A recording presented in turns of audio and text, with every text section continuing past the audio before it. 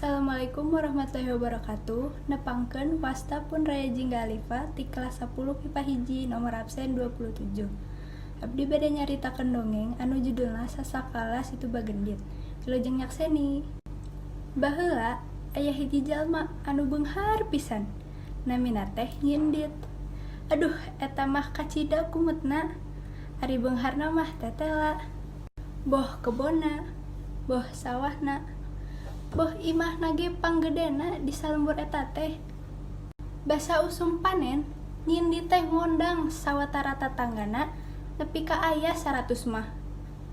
Tapi ai sadia tumpengna mah teu sabaraha. Nepi ngan sakoteap ge geus beres. Bari ting karetap keneh eta teh.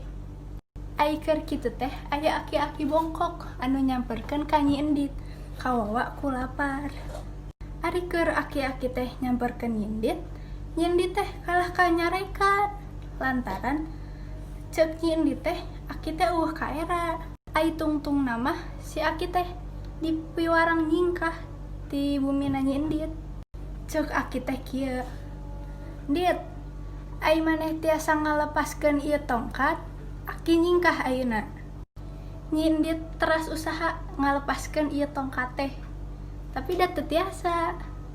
Tungtungna mah aki hungkul anu tiasa ngalepaskeun tongkat ieu teh.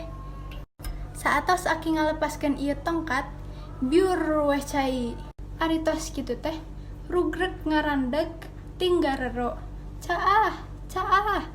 Wargi desa teh lulumpatan ka bukit, bari ngajakan Nyindit. Tapi da Nyindit teh leuwih mentingkeun harta tibatan diri sorangan. Mata kleb weh pakarangan Nyindit teh kakeueum ku cai. Imahna kakeueum laput, sawahna geus aya di dasar cai. Desa teh geus mangrupa situ. Nah, situ eta teh anu dupi ayeuna katelah ku nami Situ Bagendit.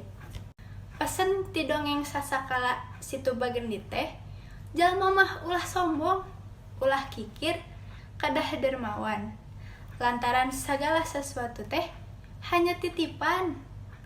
Jeung sagala perilaku teh bakal aya balesanana. Cekap nu abdi bade dogikeun mugi aya mangpaatna. Hapunten bilih aya kalepatan. Wassalamualaikum warahmatullahi wabarakatuh.